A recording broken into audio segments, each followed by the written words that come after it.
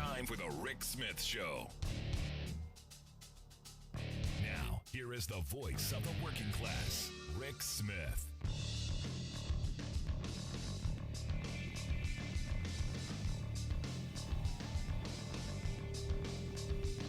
And welcome, brothers, sisters, working class heroes.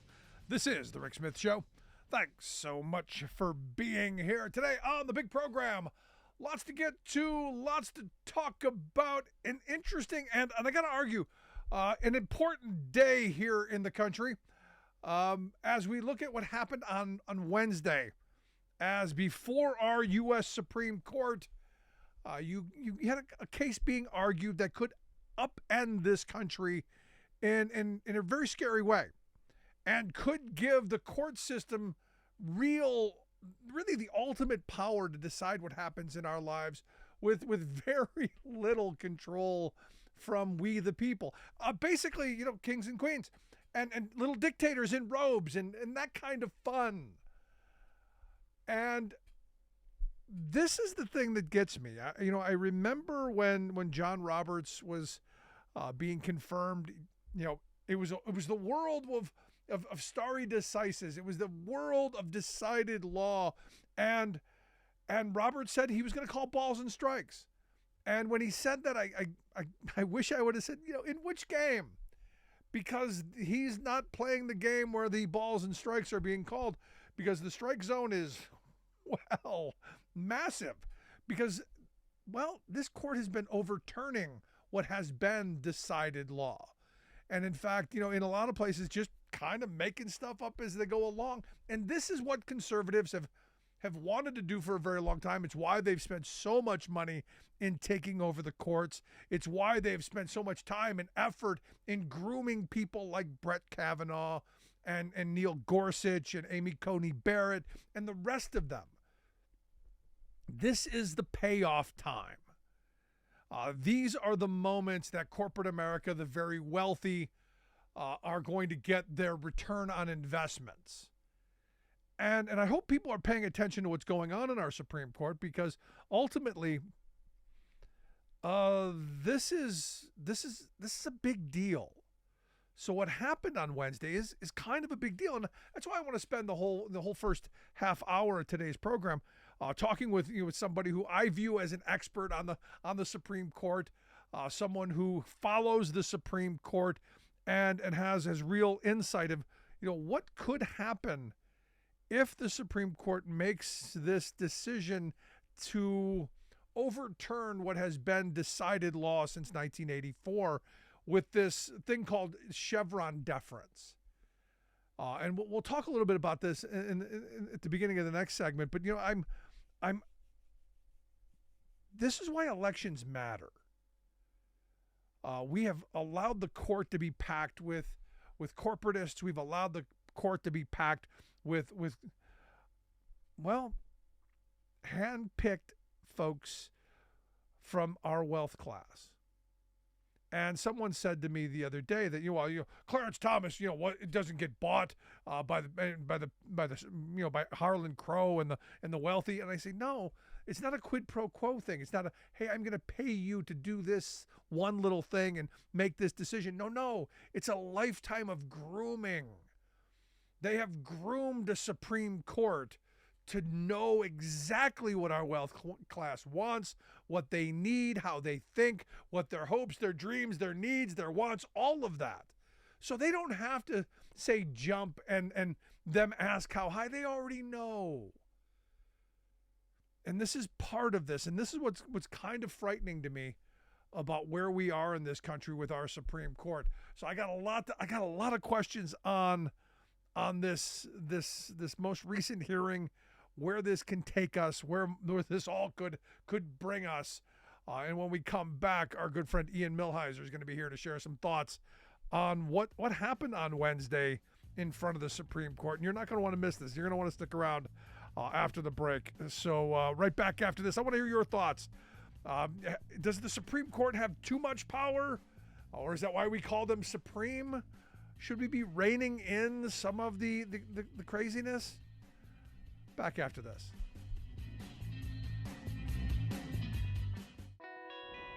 It doesn't matter what kind of weather.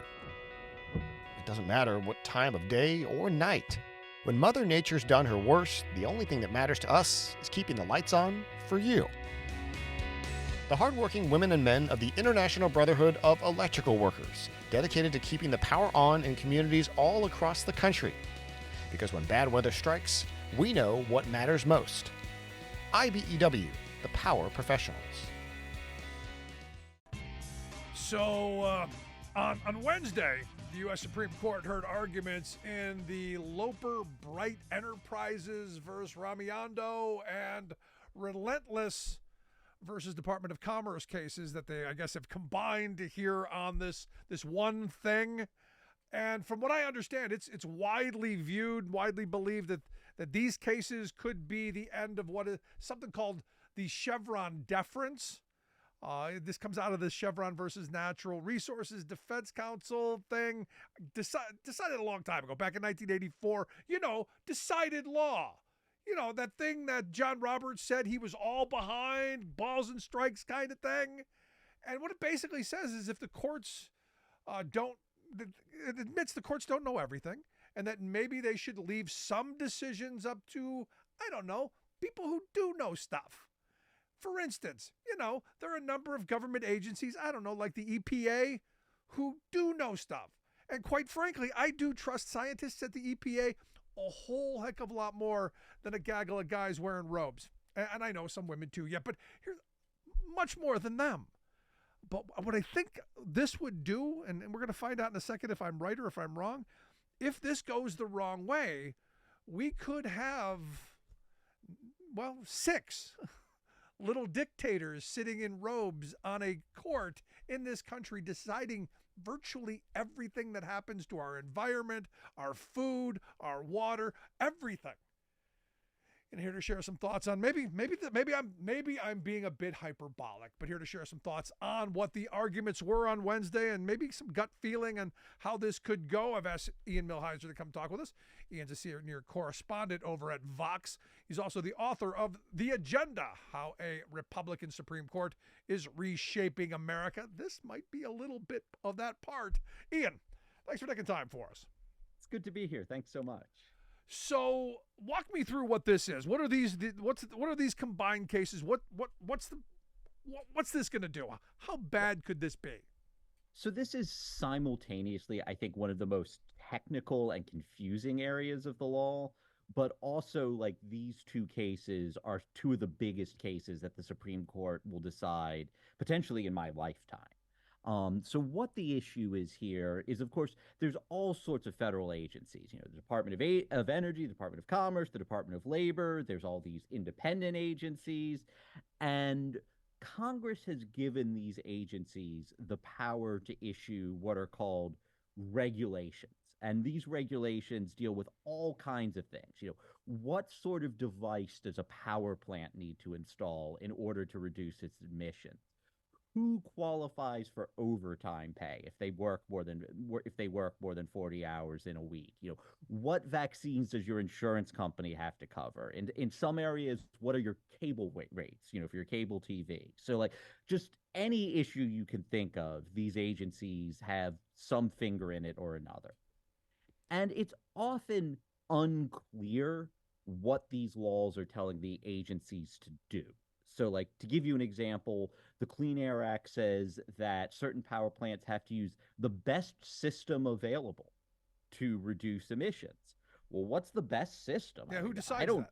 Yeah, I don't know. I'm not a climate scientist. I'm not an engineer. I don't know how who do you want to decide that question? You want climate scientists and engineers to decide that question because they are most likely know what the correct answer is.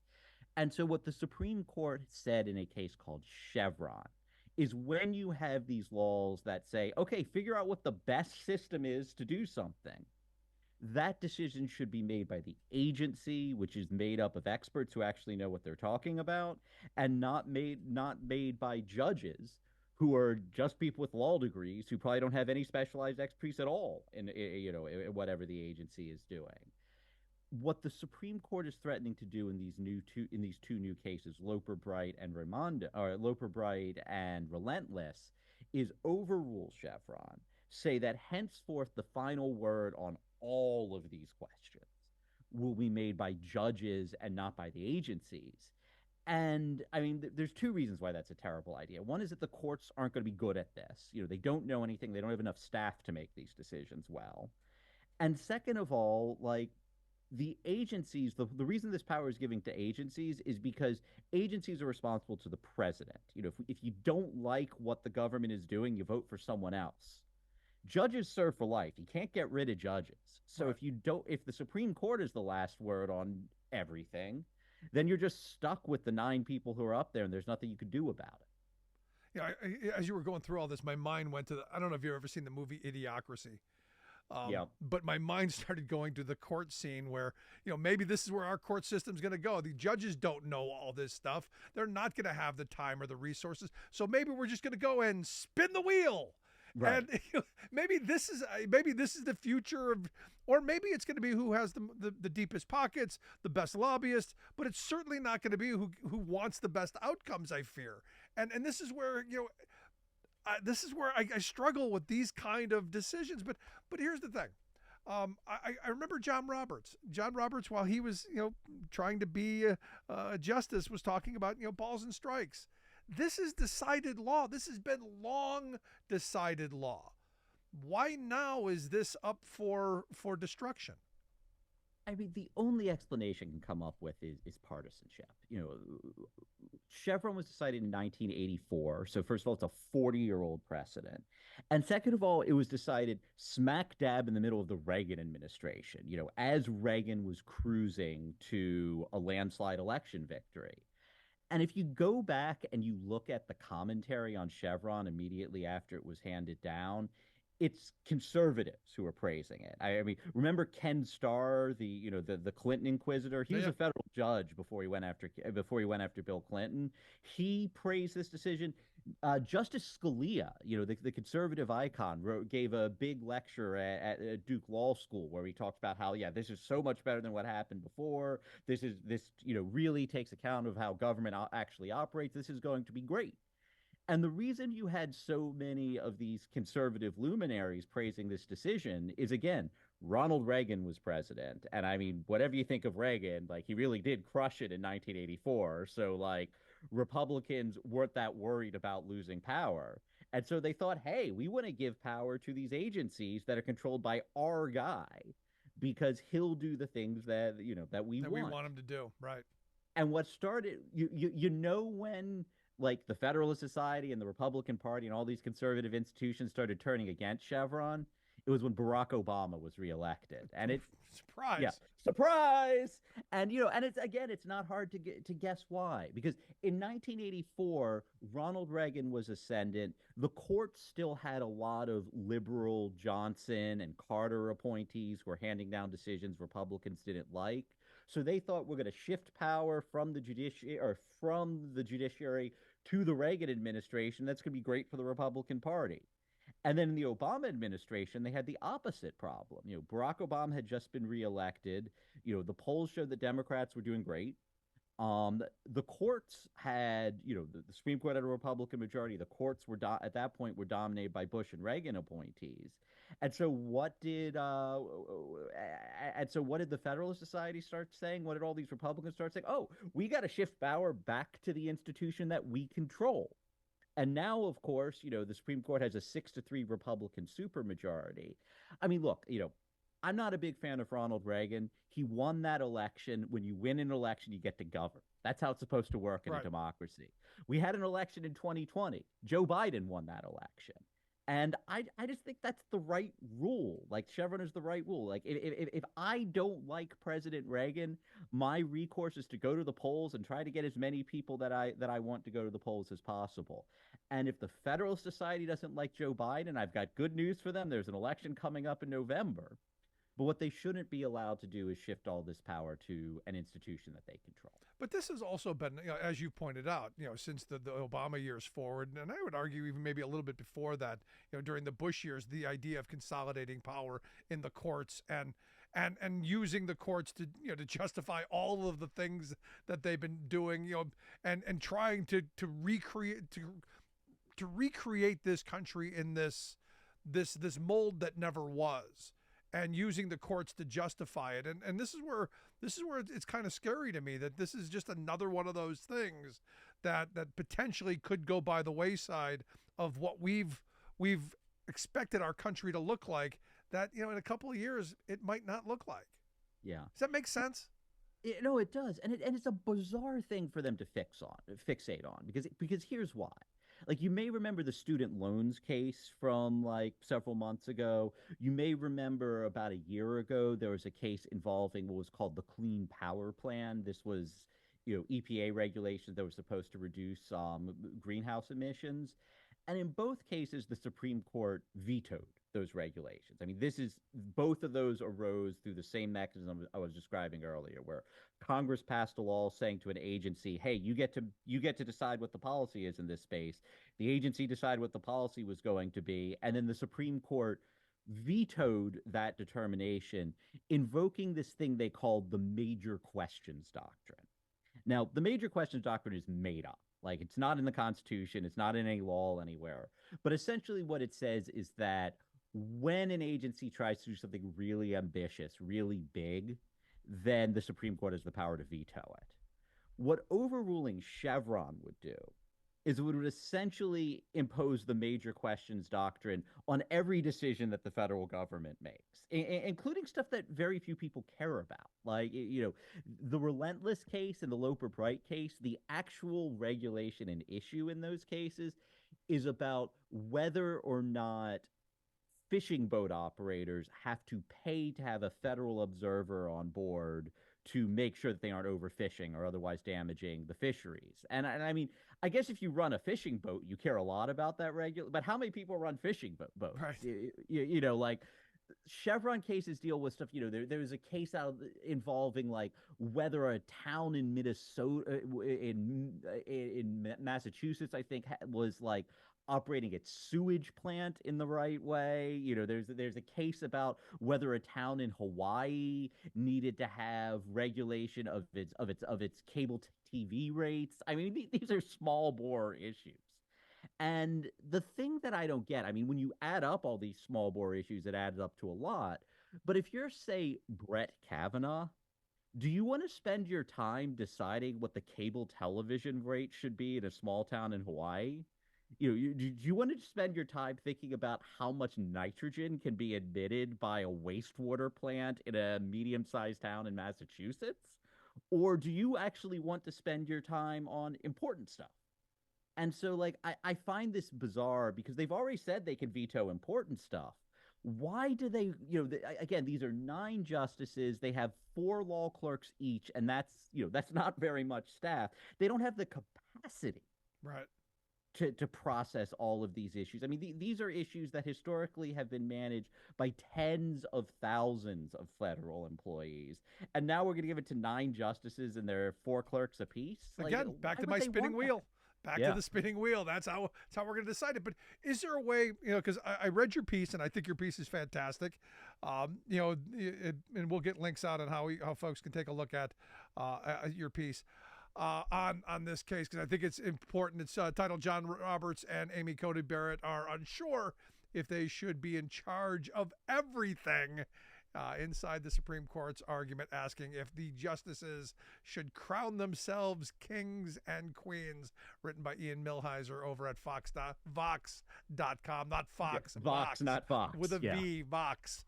But and the reason that is there a way that this is narrowed, because as you pointed out, when I read it was about the shipping boat, the fishing boat, and it was a couple $100 a day that goes to this monitor. Is there a way where they carve this out and go, okay, you win, but only in this narrow way? And I know I talked about this, back when Roe was up, that there might be a way for a narrow victory, and they completely blew me out of the water on that.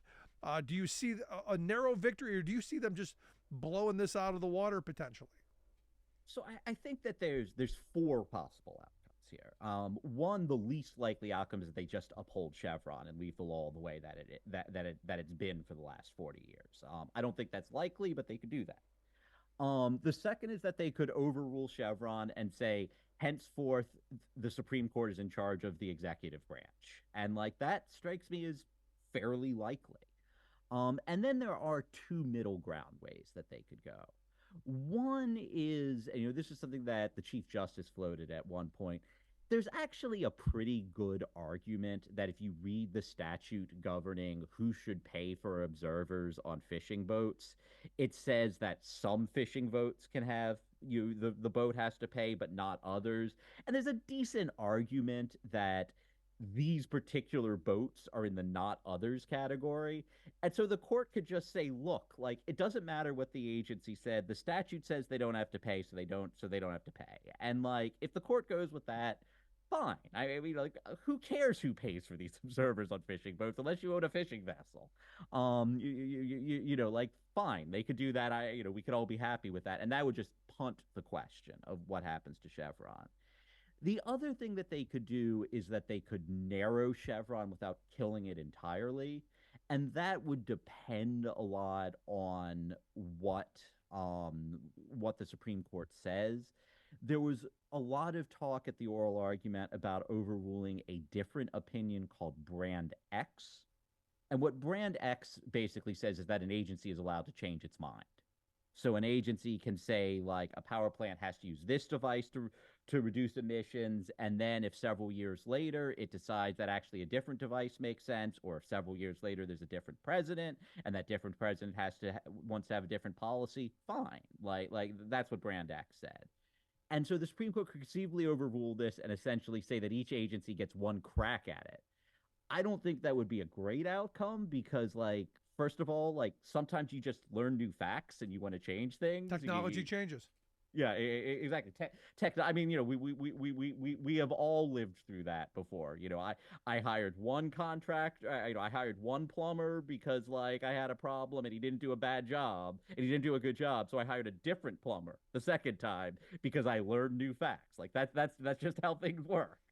And I think that it also creates bad incentives if you overrule Brand X, because if each agency gets one crack at everything, then whoever is president when that happens is going to tell every agencies, all right, decide every question now because we get one shot at it. And that's, that doesn't strike me as healthy. No, I'm with you.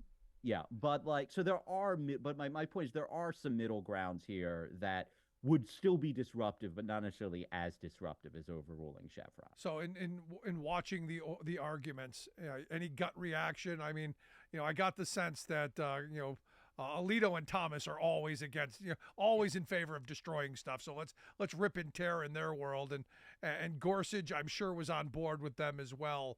Where you put the rest of them? Yeah. So yeah, there were four justices: Thomas, Alito, Gorsuch, and Kavanaugh, who were just all in on getting rid of Chevron. And if anything, the most vocal justice in favor of getting rid of Chevron, next to Gorsuch, who's championed this for much of his career, was Kavanaugh. And that's troubling because, I mean, Kavanaugh's a really conservative guy, but he's normally at the center of this very conservative court. And so, whatever Kavanaugh says very often goes. And so it's troubling to see Kavanaugh thinking this way. That said, Roberts and Barrett potentially are in play here. The problem is that they both seem to have different concerns. So, like, it was Roberts, like I said earlier, who floated the possibility of just kicking the can in the road and saying, look, like, these fishing vessels don't have to pay for the observer, and we'll figure out all the big questions later. And that's consistent. I mean, Roberts sometimes wants the court to do less instead of doing more. So he might kick the can down the road. Barrett raised different concerns. Amy Coney Barrett, I thought she raised very sensible concerns. Like, several times she pointed out, Chevron has been cited by 17,000 lower court decisions. There have been thousands of federal court decisions where, like, someone didn't like something that some agency did, and there's lots of agencies. And so they filed a lawsuit, and the court said, nope, you lose under Chevron, go away. And if you overrule Chevron, all of these 17,000 cases are potentially reopened. The dam breaks. Yeah, exactly. And like, I mean, that's not a good way to run a country, to suddenly have. I mean, I don't know what's in those 17,000 cases. I actually haven't read all of them. But like, that's just a lot of settled questions that are suddenly unsettled all at once. And that's not just good for the country. It's not good for Justice Amy Coney Barrett, because all 17,000 of these cases, if they're reopened, guess whose desks they're eventually going to land on. Well, maybe she needs the overtime. Yeah, who knows? So like, I am hoping that through some combination of Roberts wanting to decide things narrowly and Amy Coney Barrett wanting to see her family ever again, that like the court will decide to stay its hand here, but I'm not particularly optimistic. So your last question. So your gut feeling on this, does it go away? Do they find that middle ground? I think that here's what I think is the likeliest outcome. You might remember, I think like a few months ago, we were talking about a different case called Rahimi. This was the case where the Supreme Court substantially expanded the Second Amendment in a case called Bruin. And a bunch of judges looked at it and said, well, under Bruin, that means that people who commit domestic violence, like people who have restraining orders against them, are allowed to own guns. And that case went up to the Supreme Court. I listened to the Rahimi argument. The good news is I'm pretty confident that the Supreme Court is going to say, yeah, no. People who like beat their wives do not get to own a gun. I'm pretty sure they're going to draw a line there. But the reason why this Rahimi issue happened in the first place is because they handed a really poorly written, poorly thought through decision in Bruin. They didn't think through the implications of what they're doing. And surprise, now wife beaters get guns. And similarly, if they overrule Chevron, again, I don't know what's in these 17,000 cases that I haven't read, but some lawyer's going to find them. And, I think the same thing is going to happen. They're going to overrule Chevron. There's going to be all of these terrible implications that, many of these terrible implications will be clear within, several months or a year. And then they're probably gonna have to come back to this eventually and be like, oh yeah, we didn't really mean that. Just like in the Rahimi case, they had, we didn't really mean that wife beaters get guns. Yeah. Oops. Made a little bit of a mistake. Yeah. Well, we'll see where this takes us. But Ian, I appreciate the time. I'm not looking forward to what this decision may be, but I'd love to have you back again real soon. All right. Thank you so much, Rick. It's great chatting with you. Good stuff. Our good friend Ian Millhiser. Make sure you check out his work over at vox.com.